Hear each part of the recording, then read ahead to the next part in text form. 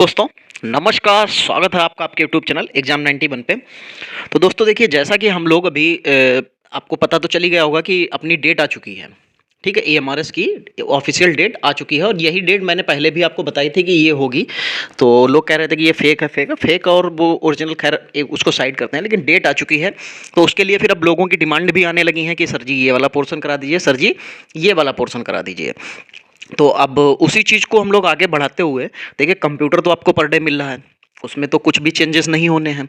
लेकिन उसके अलावा जैसे अभी हिंदी, लोकल लैंग्वेज और इंग्लिश, इन तीन चीज़ों के लिए भी डिमांड आई कि तीनों का पोर्शन करा दिया जाए। बाकी मैं जीएस का भी पोर्शन करा रहा हूँ। जीएस के लिए ही अभी ये जो आपको वीडियो मिलेगा, ये जीएस का ही वीडियो है। उसके अलावा हम लोग मैथ और रीजनिंग, दो चीज़ें आपको और प्रोवाइड कराएंगे। मैथ और रीजनिंग में क्या होगा कि जो आपके जेएसए और असिस्टेंट अकाउंटेंट के लिए है, दोनों के लिए बहुत फ़ायदा मिलेगा उसको। तो इसलिए भैया सभी लोग ज़रूर जुड़ जाइएगा, ठीक। और यही आपको काम आने वाला है, ठीक है, यही आपको आगे काम आएगा। चलो तो पहला क्वेश्चन देखते हैं। 21 नंबर में यहाँ पे क्या लिखा हुआ है कि अरब सागर में आए हुए तूफान को किस देश में बिपरजॉय का चक्रवात का नाम दिया गया। तो देखो, जो अभी बिपरजॉय आया था, इसको जो नाम दिया गया वो किसने दिया ये पूछा है। तो ये नाम दिया गया था भैया बांग्लादेश के तरफ से। बांग्लादेश ने इसको जो है बिपरजॉय नाम दिया था। एक सेकंड, पेन का साइज थोड़ा सा बड़ा हो जाए। हाँ ठीक, ठीक है, तो बांग्लादेश ने दिया था। चलो देखो, जीए में आपको सारी चीज़ें मिल जाएंगी, जीएस भी होगी और हमारा करंट भी होगा। चलो तो 22 नंबर देखो, 22 नंबर में भाई क्या हो जाएगा। 22 नंबर में लिखा हुआ है, पांचवें राज्य खाद्य सुरक्षा सूचकांक SFSE के संदर्भ में निम्नलिखित कथनों पर विचार करना है। चलो, यह सूचकांक भारतीय खाद्य सुरक्षा और मानक प्राधिकरण यानी कि फसाई के द्वारा जो जारी किया जाता है। हाँ बिल्कुल, बड़े राज्य में केरल को प्रधान पहला स्थान प्राप्त हुआ। हाँ ये भी बात सही है। और छोटे राज्य में गोवा, बिल्कुल तीनों सही हो जाएंगे। तो यहाँ पे आपका ये तीनों, ये करंट के क्वेश्चन थे दोनों के दोनों, फर्स्ट और सेकंड वाला। चलो अब हम लोग यहाँ पे देखेंगे। देखो एक चीज़ याद रखना कि ये जो क्वेश्चंस मैं आपको प्रोवाइड करूंगा, इसमें 20 क्वेश्चन होंगे, ठीक है। इसमें क्या होंगे, इसमें 20 क्वेश्चन होंगे आपके जीए के। जीए मतलब current, sorry, general awareness. General awareness में आपको जीएस भी हो जाती है और प्लस आपको करंट भी देखने को मिल जाती है। तो ये करंट जो है आपको 2023 की देखने को मिलेगी। तो इसलिए भैया सभी लोगों से रिक्वेस्ट है कि जो भी लोग नए जुड़े, चैनल को सब्सक्राइब जरूर कर लीजिएगा, उसको बिल्कुल भी मत भूलिएगा। और दूसरा, आप लोगों जो है वीडियो को शेयर जरूर कर दीजिएगा, ठीक है। हम लोग डेली आपके लिए इसी तरीके से क्लास लेके आते रहेंगे। चलो तो पहला क्वेश्चन, सॉरी यहाँ पे 23 नंबर क्या लिखा हुआ है, गुवाहाटी निम्नलिखित में से किस नदी के किनारे पर स्थित है। चलो, कावेरी, महानदी, यमुना और ब्रह्मपुत्र। तो जो गुवाहाटी पड़ेगा वो बिल्कुल पूरब में पड़ेगा और उस जगह पे वहां से किसकी एंट्री होती है, थोड़े ही ऊपर से, ठीक है। ये वाला जो ऐसे करके जो जाता है यहाँ पे किनारे वाला, ये वाला देखो कहाँ पहुंचा दिया, ठीक है। ये यहाँ से लेके जो ऐसे करके नीचे चला जाता है। तो यहीं से तो कौन सी नदी की स्टार्टिंग होती है, ब्रह्मपुत्र की। तो ये ब्रह्मपुत्र नदी जो है, यही गुवाहाटी जो है ब्रह्मपुत्र नदी के किनारे बसेगा। चलो 24 नंबर, भारतीय संविधान के निम्नलिखित भागों में से कौन भारत के क्षेत्र में व्यापार, वाणिज्य और गमनागमन से संबंधित है। अच्छा, भाग 8 दे रखा है, भाग 13 दे रखा है, भाग 10 दे रखा है और भाग 6 दे रखा है। तो जो वाणिज्य और गमनागमन से संबंधित जो है किसके, भारत के क्षेत्र में व्यापार, तो जो एरिया ऑफ इंडिया, इसमें जो हो जाएगा, व्यापार करने की बात कर रहे हैं तो भाग 13 आ जाएगा। क्या आ जाएगा, भाग 13। अरे भाई जाम हो जाओ। चलो तो क्या हो जाएगा, भाग 13। भारतीय संविधान का जो भाग 13 है वो भारत के राज्य के भीतर, भारत का जो इंटरनल क्षेत्र होगा, इंटरनल फील्ड है, उसमें वाणिज्य यानी कि व्यापार, ठीक है, कॉमर्स तथा समागम से संबंधित है, ठीक है। और ये अनुच्छेद 301 से लेके, यहां पे लिख लीजिएगा आप, जो अनुच्छेद है वो कहां से लेके है, 301 से लेके 307 तक है, ठीक है। तो याद रखिएगा इसमें। बाकी 301 में दे क्या रखा है, व्यापार, वाणिज्य और समागम की स्वतंत्रता है। अनुच्छेद 302 में दे रखा है व्यापार, वाणिज्य तथा समागम पर निर्बंधन अधिरोपित करने की संसद की शक्ति है। 303 में जो है व्यापार और वाणिज्य के संबंध में संघ और राज्य विधायी शक्तियों का निर्बंधन है। 4 में क्या दे रखा है, राज्यों के बीच व्यापार वाणिज्य और समागम पर निर्बंधन है। 5 में क्या दे रखा है, विद्यमान विधियों की व्याकृति दे रखी है। 7 में क्या दे रखा है, अनुच्छेद 301 304 के प्रायोजनों को कार्यान्वित करने के लिए प्राधिकारी की नियुक्ति करता है। इसका मतलब यह है जो 307 में है वो जो 304 और 5 में जो भी काम होगा उसके लिए जो अधिकारी नियुक्त करना इसका काम होगा, मतलब इस अनुच्छेद के तहत होगा। चलो आगे बढ़ते हैं। यहाँ पे लिखा हुआ है 25 निम्नलिखित में से कौन सा कथन गलत है। तो अब हम लोगों को गलत ढूंढना है। चलो भाई देखते हैं क्या हो जाएगा। 5वीं अनुसूची में राज्यों की परिषदों के सीटों के आवंटन के रूप में प्रावधान शामिल है। लिखा हुआ है 12वीं अनुसूची में नगर पालिकाओं की सत्ता, अधिकार और जिम्मेदारियां शामिल है। हाँ बिल्कुल, 11वीं में नगर पालिका और उसके सत्ता के अधिकार है। 9वीं अनुसूची में अधिनियम और विधिनियमों को सत्यापन के प्रावधान है। 7वीं अनुसूची में संघ और राज्य सूची में समवर्ती सूची को शामिल किया गया, ये भी सही लिखा हुआ है। तो फिर यहाँ पे गलत कौन सा हो जाएगा, तो भैया फिर गलत आपका पहला हो जाएगा। जो 5वीं अनुसूची है उसमें 10 राज्यों के आदिवासी इलाकों के में जो लागू है, और ये अनुसूची स्थानीय समुदाय का लघु वन उत्पाद, जल और खनिज का अधिकार सुनिश्चित करती है। ठीक है, इस अनुसूची का जो 62वां पैराग्राफ है, 62वां नहीं, 6 का 2 जो पैराग्राफ है, इसके अनुसार राष्ट्रपति किसी भी समय राज्य के राज्यपाल की सलाह के बाद एक राज्य में किसी अनुसूचित क्षेत्र में वृद्धि का आदेश दे सकता है। और अगर इस तरीके से देखा जाएगा तो फिर जो हमारा पहला ऑप्शन दे रखा था वो तो फिर बिल्कुल गलत हो जाएगा। चलो 26 नंबर, सनी डेज निम्नलिखित में से किसकी आत्मकथा है, किस क्रिकेटर की आत्मकथा है। तो सनी ये सुनील गावस्कर का निक नेम है और इन्हीं की ये आत्मकथा है। चलो फिर 27 नंबर देखो। 27 नंबर में यहाँ पे क्या लिखा हुआ है, लिखा हुआ ISSF जूनियर विश्व कप 2023 के संबंध में कौन सा कथन सत्य है। अच्छा, इसका आयोजन जर्मनी में किया गया है। भारत 15 पदक, 6 स्वर्ण पदक और 3 कांस्य के साथ पदक तालिका में शीर्ष स्थान पर है, और ए और बी दोनों सही हैं, और इनमें से कोई नहीं। तो भैया ये दोनों नहीं सही, क्योंकि उसने अवार्ड 15 नहीं, यहाँ पे कुछ और जीते थे, मुझे एग्जैक्टली अभी याद नहीं है। ठीक है, तो एक बार आप जरा चेक कर लीजिएगा, क्योंकि करंट के क्वेश्चन है, करंट के क्वेश्चन इतने एग्जैक्टली पूरी तरीके से याद ऐसे नहीं होते हैं। चलो 28 नंबर, 1539 में शेर शाह ने एक युद्ध में हुमायूं को हराया था। कौन सा 1539 में कौन सा युद्ध हुआ था। तो लिखा हुआ पेशावर, चंदेरी, चौसा और घाघरा। तो 1539 की बात करेंगे तो शेर शाह ने जो है शेर शाह ने युद्ध में हुमायूं को हराया था। कौन सा युद्ध था, चौसा का युद्ध था। ठीक है, शेर शाह सूरी मतलब हुमायूं और शेरशाह सूरी के जो है साम्राज्य संस्थापक शेरशाह सूरी के बीच में हुआ था। ये युद्ध 26 जून 1539 को आधुनिक बिहार राज्य के बक्सर जिले में जो गांव है चौसा, वहां पे हुआ था। ठीक है, इसमें शेरशाह जीत गया था, हुमायूं जो है मारा गया था। तो यहाँ पे इसका आंसर क्या आ जाएगा, चौसा आ जाएगा। चलो 39 नंबर, कुछ बच्चे कहते हैं कि सर जी वीडियो जीएस का क्या ही देखें, वो तो पढ़ने से याद हो जाती है। दोस्त अगर आपको पढ़ने से याद हो जाती ना, तो आप घर में किताबों के ढेर लगे होंगे आपके पास। ठीक है, और आप उनको अगर पढ़ने पे आएंगे तो मेरे हिसाब से अगर आप उनको डेली की डेली भी अगर सही तरीके से पढ़ लें तो जीएस बिल्कुल आपकी तैयार हो जाएगी। बट दोस्त आपके पास जो घर में किताबों को जो ढेर लगे हुए ना, पूरी एक अलमारी भरी पड़ी होगी जीएस, मैथ, इंग्लिश, हिंदी और ये करंट वरेंट की किताबों से, लेकिन आप पढ़ते नहीं हैं। अगर पढ़ रहे होते तो वाकई में आपको सारी चीज़ें याद हो जाती। चलो खैर 29 नंबर देखो मेन चीज़ पता क्या है, इस चीज़ को वीडियो बनाने का मेन मकसद यही होता है कि जब मैं आपके सामने वीडियो लेके आऊँगा तो आप जब वीडियो का 15-20 मिनट का वीडियो जब देखते हैं ना, तो उसमें आपके क्रॉस क्वेश्चंस, कुछ एक्स्ट्रा चीज़ें, बातें बताई जाती हैं, वो आपको याद रहती हैं।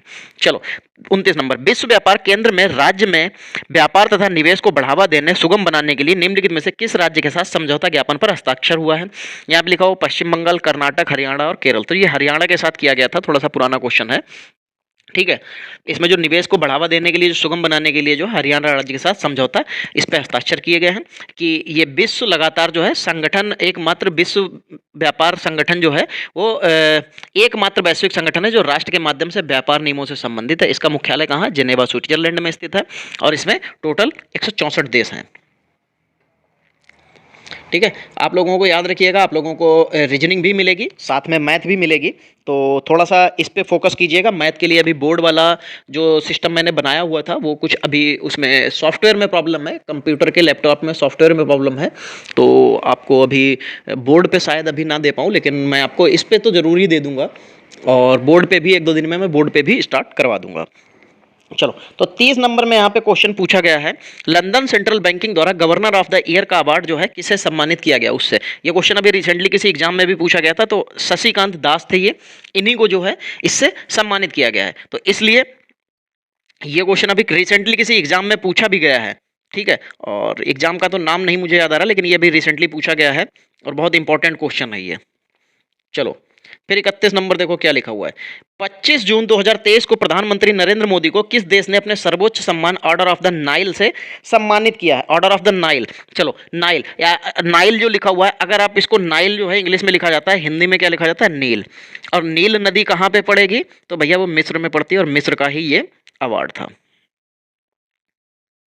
चलो, फिर देखो, निम्नलिखित चोटियों में से जिसे भगवान के मंदिर के नाम से भी जाना जाता है वो कौन सा है? अच्छा, चोटी की बात कर रहा है, ठीक है। क्या लिखा है? चोटियां हुई लिखा है, हाँ ठीक है। निम्नलिखित में चोटी जो है इसमें से किसको भगवान के मंदिर के नाम से जाना जाता है? तो लिखा हुआ त्रिशूल, कॉमेट, हरदौल और नंदा देवी। तो अगर भगवान के मंदिर जिसका नाम दिया गया है वो हरदौल है, और ये उत्तराखंड के पिथौरागढ़ जिले में पड़ती है, ठीक है। ये मिलन घाटी जो है उसी में स्थित है, और इसकी ऊंचाई लगभग लगभग शायद 7151 है, हाँ ठीक है, 7151 है। बाकी नंदा देवी की कितनी है? 7816 है, ठीक है। और जो कॉमेट दे रखी है, कॉमेट चोटी, इसकी 7756 है। बाकी त्रिशूल जो है ये 7120 है, और इसकी भी लिख लीजिएगा 7151 है, ठीक है। ये सब मीटर में है, सब मीटर में है। ऐसे करके एक सीक्वेंस बन जाएगा तो आपको याद भी हो सकता है। चलो, 33 नंबर, निम्नलिखित में कौन फेनरोगामिया समूह से संबंधित है? निम्नलिखित में से कौन फेनरोगामिया समूह से संबंधित है? तो क्या क्या दे रखे हैं ऑप्शन यहाँ पे? तो थैलाफाइट दे रखा है, टेरियोफाइट दे रखा है, आवृत्तबीजी दे रखा है, और ब्रायोफाइट दे रखा है। तो यहाँ पे जो फेनोगामिया समूह से संबंधित हो जाएगा तो ये आवृत्तजीवी होता है।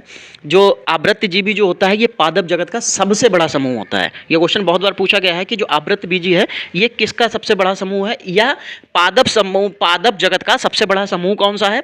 तो ये हो जाएगा। यहाँ पे इसके लिए आप ऐसे करके लिख भी सकते हैं कि पादप जगत का सबसे बड़ा समूह, ठीक है। पादप जगत का सबसे बड़ा समूह भी आवृत्तबीजी को कहा जाता है। और दोस्तों, मैं आपको अभी 15-15, 20-20 क्वेश्चन करके आपको ये आपका जो पॉस्को है और क्या बोलते हैं जो एडमिनिस्ट्रेटिव एप्टीट्यूड है ये भी मैं आपको कंप्लीट करा दूंगा। तो जो लोग भी भाई अभी चैनल से नहीं जुड़े हैं जुड़ जाइएगा। मैं 15 से 20 दिन का जो आपका जो टारगेट है, 15 से 20 दिन के एग्जाम के लिए कोशिश करूंगा ये आपको इसमें वो सारी चीज़ें प्रोवाइड करा सकूं जिसमें आप पेपर जब देने जाएं तो आपके पॉस्को में कम से कम 6 से 7 सही कर पाएँ, एडमिनिस्ट्रेटिव एप्टीट्यूड में 25 के अप्रॉक्सीमेट पहुंच पाएँ। बस उद्देश्य मेरा यही है, अगर आप इतना कर लेगा तो आपकी फिर नौकरी कोई छीन नहीं सकता। चलो, 34 नंबर, निम्नलिखित में कौन सा स्मारक मुगल सम्राट शाहजहां द्वारा नहीं बनाया गया? देखो, नहीं बनाया गया, मेन चीज वो आ जाती है। देखो, जामा मस्जिद जो दिल्ली में है लाल किले के सामने, ये भी उसी ने बनवाई, ताजमहल भी उसी ने बनवाया, और ये दिल्ली का लाल किला ये भी उसी का है। देखो, बहुत से लोग इसमें कंफ्यूज हो जाते हैं कि जो दिल्ली का लाल किला है वो अशोक ने उसने अकबर ने बनवाया होगा। नहीं, जो आगरा वाला लाल किला है वो अकबर ने बनवाया था, दिल्ली का लाल किला वो शाहजहां ने बनवाया था, और जामा मस्जिद ने भी उसी ने बनवाई थी। बुलंद दरवाजा जो है ये इसने नहीं बनवाया, ठीक है। बुलंद दरवाजा जो है वो इसकी देन नहीं है, ठीक है। चलो, वैसे तो आपको बता ही दिया है कि जो इस ताजमहल जो है आगरा में है, और लाल किला दिल्ली में है, जामा मस्जिद ये अच्छा, ये जामा मस्जिद वो वाली है जो आगरा में मोती महल में स्थित है, हाँ ठीक है। तो ये जामा मस्जिद जो है ये भी आगरा में जो है स्थित है, मोती जो मस्जिद है, मोती मस्जिद, ये उसमें स्थित है, ठीक है। और बुलंद दरवाजा जो है ये फतेहपुर सीकरी में बना हुआ है उत्तर प्रदेश में, ठीक है। और इसका निर्माण जो है अकबर ने 1602 में करवाया था। किसने कराया था? अकबर ने।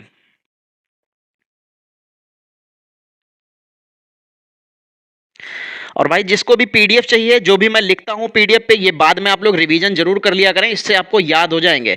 तो पीडीएफ के लिए आप लोग टेलीग्राम चैनल से जुड़ जाइए, वहां पे आपको सारी की सारी पीडीएफ डाल दी जाती हैं शाम को या नेक्स्ट मॉर्निंग में, तो आप वहां से इसको डाउनलोड कर सकते हैं।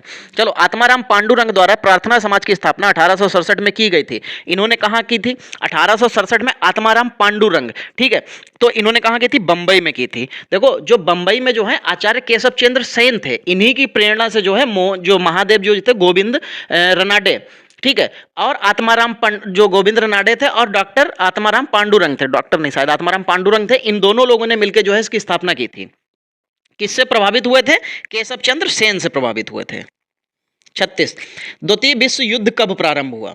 यहाँ पे क्वेश्चन क्या आया है कि द्वितीय विश्व युद्ध कब प्रारंभ हुआ। बढ़िया क्वेश्चन है, तो थोड़ा सा ध्यान दे लीजिएगा, आपसे गलत नहीं होना चाहिए, मेरे हिसाब से आपसे गलत होगा भी नहीं। चलो, तो द्वितीय विश्व युद्ध कब प्रारंभ हुआ था? 1939 में।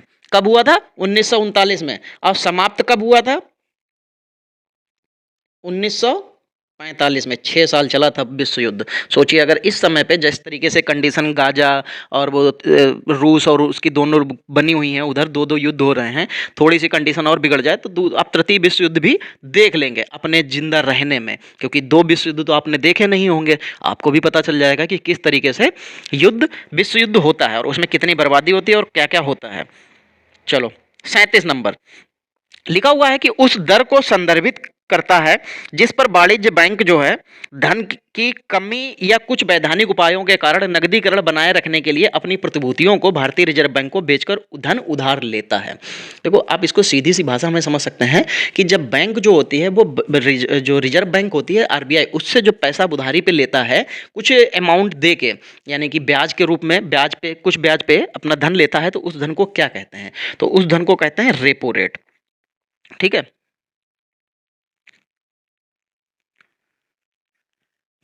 चलो, आगे बढ़ते हैं। ये क्वेश्चन बैंक में बहुत पूछा जाता है। अरे यार, ये क्वेश्चन बैंक में बहुत पूछा जाता है। पीछे वाला जो क्वेश्चन था 38-37 वाला। चलो, 38 नंबर देखो। 38 नंबर में क्या लिखा हुआ है कि विश्व बैंक ने दक्षिण एशिया की पहली सड़क सुरक्षा परियोजना की शुरुआत किस शहर में की है? तो किस शहर में की है दोस्तों? नई दिल्ली, ढाका, टोक्यो, कोलकाता। ये भी ढाका में की गई है, सॉरी, कोलकाता में नहीं, मैं गलत, मतलब फ्लो में गलत निकल रहा है, लेकिन नहीं, कोलकाता कहीं नहीं, ढाका में की गई। ढाका कहाँ पड़ता है? बांग्लादेश में पड़ता है, ठीक है। चलो, आगे बढ़ो। 39 के बाद 40 नंबर देखो। निम्नलिखित में कौन विद्युत चुंबकीय तरंगों का उदाहरण है? तो विद्युत चुंबकीय तरंगों का उदाहरण कौन सा हो जाएगा भाई? तो देखो, यहाँ पे लिखा हुआ है एक्सरे, अल्ट्रासोनिक किरणें, कैथोड किरणें, कैनाल किरणें। तो विद्युत चुंबकीय तरंगों की बात करेंगे तो वो हो जाती हैं एक्सरे। कौन सी हो जाती हैं? एक्सरे। जब हम लोग एक्सरे कराने जाते हैं तो विद्युत चुंबकीय तरंगों के माध्यम से ही वो की जाती हैं, ठीक है। चलो, आगे बढ़ते हैं और आज का हमारा अंतिम क्वेश्चन देखते हैं, जीएस का, ठीक है। लोटिया लोक संगीत राजस्थान के महीने में गाया जाता है। और दोस्तों, मैं आपको ये बता दूं, ये डीएसएसबी में जो एक हमारा जेएसए का एग्जाम होता है, ये क्वेश्चंस उसमें पूछे गए हैं, ठीक है। जितने भी क्वेश्चंस आपने देखे हैं, बस इसमें करंट के क्वेश्चन अभी नए ऐड किए गए हैं। बाकी के सारे क्वेश्चन आपके डीएसएसबी में जो जेएसए का जूनियर सेक्रेटरीट असिस्टेंट का जो एग्जाम होता है, जिसको एलडीसी भी कहते हैं, ये उसी के एग्जाम का आपके सामने पेपर में लेके आया था। तो इसलिए इसी की मैं अभी रीजनिंग भी कराऊंगा, इसी की आपको जीएस हो ही गई है, इसी की हिंदी और इंग्लिश भी कराऊंगा, इसी की अर्थमेटिक एबिलिटी भी मैं करा दूंगा, जिसको मेंटल एबिलिटी भी कह सकते हैं, वो करा दूंगा। जीएस आप लोग देख चुके हैं, देखो जीएस हो गया, हिंदी इंग्लिश मिल जाएगी आपको, और मैथ, रीजनिंग और कंप्यूटर आपको मिल रहा, बाकी सारे कंप्लीट हो गए, बस। चलो ठीक, इतना ही ठीक है। तो इसने पूछा था कि जो लोटिया संगीत राजस्थान में के महीने में मनाया जाता है या गाया जाता है, क्योंकि संगीत है तो गाया जाएगा, तो भैया ये गाया जाता है चैत्र। हिंदी के महीने जिसको भी ना याद हो, हिंदी के महीने भाई अपने याद कर लीजिएगा, ठीक है। तो क्योंकि कई बार हिंदी के महीने पे बहुत से क्वेश्चंस बनते हैं। तो दोस्तों, फिर आज की जो हमारी क्लास है वो यहीं पे समाप्त होती है। बाकी अगर आपको ये सेशन अच्छा लगा है तो वीडियो को लाइक और शेयर जरूर कर दीजिएगा, क्योंकि हम लोग डेली देखिए आपके लिए जीएस, हिंदी, इंग्लिश और मैथ, रीजनिंग, कंप्यूटर और पॉस्को और एडमिनिस्ट्रेटिव एप्टीट्यूड, ये चीज़ें आपके हक में है। मैं इन चीज़ों को आपको प्रोवाइड कराने की पूरी कोशिश करूंगा आपके पेपर से पहले, कि आपको सारी कुछ मिल जाए। तो दोस्तों, फिर क्लास यहीं पे समाप्त करेंगे। बाकी भाई वीडियो को लाइक जरूर कर दीजिएगा, शेयर कर दीजिएगा, और साथ ही जिनको भी पीडीएफ चाहिए टेलीग्राम से जुड़ जाइएगा। चलिए दोस्तों, मिलेंगे अगली क्लास में, तब तक के लिए जय हिंद।